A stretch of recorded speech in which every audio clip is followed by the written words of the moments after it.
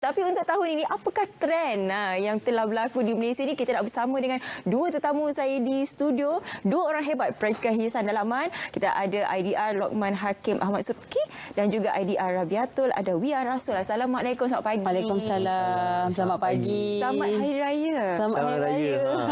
Saya suka warna hari ini. Memang ceria, lembut saja warna. Bercakap mengenai warna ni, bila kita cerita mengenai ilham dekorasi dalaman ni, kita cerita pasal perabot, nak tukar langsir. Tapi kadang-kadang kalau kita tak cukup bajet, sebenarnya tukar warna, cat warna pun tu dah boleh kan sebenarnya. Betul. Sangat betul.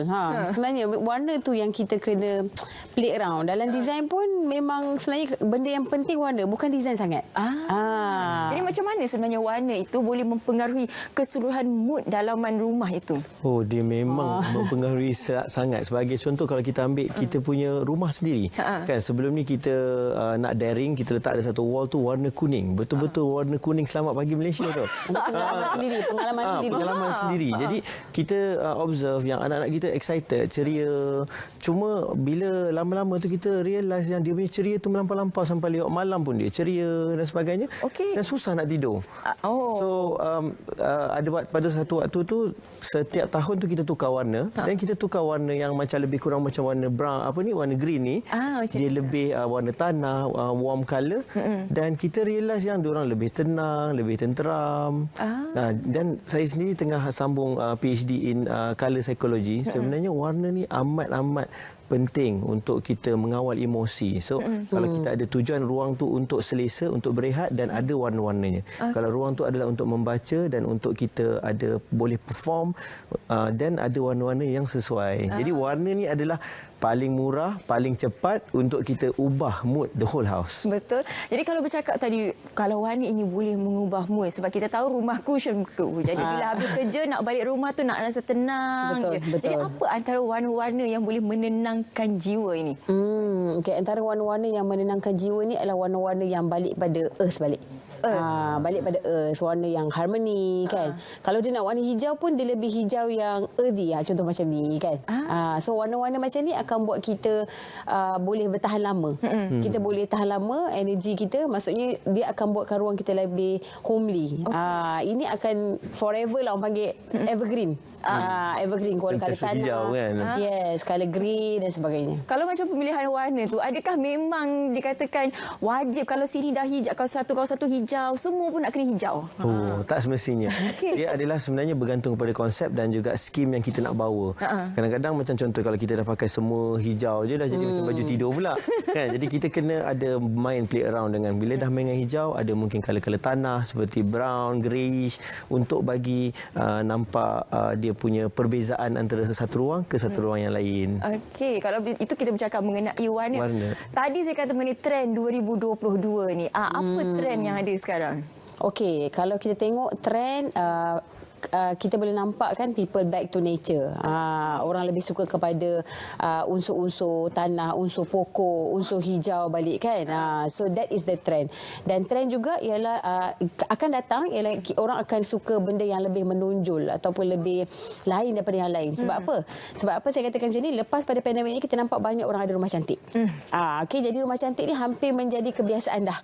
Dia dah jadi the new norm. Tengok kat Instagram tu kan, banyaknya rumah yang cantik. Kadang-kadang daripada luar nampak rumah kampung, kat dalam masuk dah jadi dah wow kan. Dah jadi hotel 5 bintang. Jadi sebenarnya kehadapan ni sebenarnya kita Malaysia ni perlukan design yang lebih trendy, yang lebih lain daripada yang lain, sebab rumah cantik tu dah biasa. Okey, rumah cantik dah biasa. Jadi trend-trend yang kita nak ketengahkan ni adalah lebih macam dynamic lah, benda-benda yang kita jarang pakai dekat Malaysia tapi dekat luar negara sana dah banyak. Okey. Bercakap mengenai dekorasi ni, selalunya orang tak nak dekor semula rumah mereka sebab memikirkan mengenai bajet tu. Sebab sekarang ialah masih lagi orang baru lagi nak mulakan perniagaan, semua kan kekurangan pula duitnya. Tapi rumah nak cantik. Jadi sebagai IDR ni, apa di antara benda-benda yang boleh dicadangkan supaya rumah mereka tetap nampak gah, tetap nampak macam rumah 5 bintang, hotel 5 bintang tadi, tapi dengan bajet yang sedikit? Okey. So sebenarnya bila kita nak nampak gah tu, sebenarnya kita kena tengok kesesuaian rumah kita lah. Kan? Kita tengok ketinggian siling, lebar ruang dan sebagainya. So pemilihan perabot pun antara yang penting juga. Kan, jadi kalau rumah kita tu tak lebar, so jangan beli perabot yang lebar kan, dengan tangan yang bulky dan sebagainya. So semua ni akan buatkan rumah kita jadi cluttered. Jadi nak nampak mewah tu, saya kira lah, saya nampak sekarang trend dia, definisi mewah tu ialah macam cerah, plain dan macam lebih polos. Dan sedikit unsur-unsur gold. Orang suka sekarang kan. Kan? Pilih air pun nak gold. Semualah kalau boleh semua ada unsur-unsur ada gold kan. Betul. Macam gambar kita di belakang ni, ini pun semua ada unsur-unsur. Elemen gold. Betul. Tapi kalau saya boleh ambil sikit daripada topik bajet tu kan. Sebenarnya bajet tu dia adalah broad. Kalau kita kata hanya sekadar nak cantik, yes, dia ada certain amount of budget untuk cantik. Tapi kalau kita faham the vision dan kenapa kita nak renovate sebuah rumah tu, dan bajet tu akan boleh jadi berubah. Sebagai contoh, macam kita ada klien yang dia adalah business owner dan sebenarnya rumah dia itulah dia tempat bekerja dia juga, dia punya studio dan sebagainya. Jadi not only the investment of buat rumah, dia juga menggunakan investment dia sebagai business owner untuk jadikan rumah dia sebagai TV set. Jadi sebenarnya kalau macam kami sebagai professional designer, kita sangat menitik beratkan apakah requirement klien, dan sebelum kita design, kita tak ada macam terus pergi kepada nak tak design macam ni, nak tak design. Tak, kita lebih kepada mengenali siapa dia, siapa pasangan dia dan apakah challenge-challenge yang dihadapi. Sebab ada juga kita punya klien yang dia berkahwin dengan seorang suami yang mempunyai anak yang dah besar. Dan dia sendiri pun ada anak juga dalam keluarga tu. So dalam sebuah rumah yang besar tu, dia punya challenge adalah dia tak ada maid, tapi macam ni nak menguruskan kebersihan rumah tu dengan baik. Jadi dengan mengetahui latar belakang setiap penghuni di rumah tu amat penting, barulah kita boleh design, dan daripada design tu baru kita boleh fikirkan pasal bajet mana yang bersesuaian, not only cantik tapi menyelesaikan banyak masalah keluarga. Saya kira bila kita cakap pasal ID lah kan, dia banyak orang akan terus ke bajet. Kan bila cakap pasal nak buat ID, dia akan terus ke bajet. Dia nak fikir berapa lah nak kena bayar. Lagi-lagi nak bayar pakar pun akan fikir lagi. Sebab saya boleh relatekan macam doktor. Doktor kita tak ada cakap saya ada bajet dalam RM100, saya nak ubat apa. Kita akan cakap, doktor akan diagnose dulu apakah masalah kita, apakah sakit kita. Dan kebanyakan orang tak tahu apa keperluan dia sebenarnya bila dia hire ID. Dia just nampak yang hire ID untuk rumah cantik. Sebab tu ada banyak orang rasa kita kena letak bajet lah. Kan? Tapi sebenarnya kalau kita faham keperluan kita kritikal. Jadi kita tak meletakkan bajet sebenarnya. Contoh macam kami ada klien yang ada anak OKU dan ibu juga masih dalam keadaan yang ada rawatan tertentu kan. Jadi sebenarnya penting untuk dia ada rumah yang cantik. Bukan cantik saja tapi work untuk anak OKU, bergerak, dan anak dia kalau dalam waktu yang diam-diam dia boleh hantuk kepala kan. Jadi macam mana kita nak design rumah tu dalam keadaan yang cantik tapi visibility mak nampak anak, dan bilik tu selamat, dan elemen yang designer guna tu bukan berbahaya. Kan? Dan pada waktu tu pun warna pun memainkan peranan. Macam mana nak buat warna-warna yang mungkin untuk orang biasa nampak okey, tapi untuk orang yang OKU ataupun autism, dia tengok warna tu dia boleh menjerit, dia tengok warna tu dia boleh style. Lepas tu kita kata macam kenapa anak kau jerit-jerit, sebab dia kurang upaya. Sebenarnya bukan. Sebenarnya environment yang kita sediakan tu amat penting untuk memastikan dia tenang. Sebab itulah kepentingan yang kita nak berjumpa dengan mereka yang profesional. Sebab kadang-kadang kita tak tahu, kita ikut sedap mata kita. Betul. Untuk kita, padahal orang lain ada cita rasa masing-masing, ada keperluan dan kehendak tersendiri. Okey, bila kita bercakap juga mengenai dekorasi ini, kita selalu melihat kepada satu perspektif saja. Kita tak nampak macam kapet juga satu dekorasi. Betul. Tapi bila kita bercakap mengenai bahagian lantai ini, ada yang tidak memahami nak pakai yang mana satu. Kita nak laminate ke, kita nak tiles ke, nak pakai kapet. Kalau macam sekarang ni bagaimana Puan?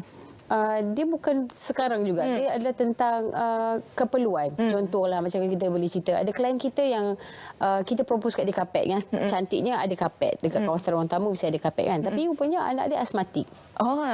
Berbulu lah pula. Satu family asmatiknya. Jadi benda-benda aspek macam ni. Macam kita tak boleh kata okey yang trend sekarang. Yang trend sekarang. Yes yang trend. Tapi sebab tu dia balik kepada apa keperluan kita kan. Apa keperluan keluarga kita. Ada keluarga kita jenis yang kulit sensitif kan. Semua benda ni, detail ni kita nampak macam remeh kan. Tapi sebenarnya dia adalah sangat penting. Sebab dengan benda yang bermasalah tu, benda cantik dah tak penting. Betul tak? Bila kita dah sesak nafas tu, cantik tapi tak function pun tak boleh. Tapi tugas kita sebagai profesional pula adalah macam mana nak buat kita menyelesaikan masalah-masalah macam yang tadi tu. Tapi dalam masa yang sama kita buat cantik juga. Tapi cantik tu adalah untuk penghuni tu. Kita bukannya buat cantik untuk apply to all. Bukan untuk semua orang sebenarnya. Cantik rumah kita tu kan. Maksudnya kalau kita ada ibu yang tua contoh. Jadi ibu yang tua mungkin dia tak suka sejuk.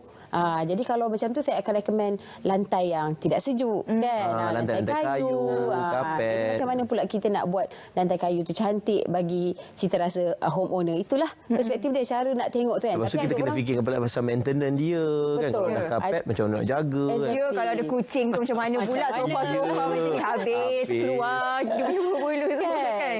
Betul-betul. Jadi kadang-kadang perkara itu kalau kita tak nampak. Sebab itulah kita perlu merujuk kepada IDR seperti tuan dan juga puan ini.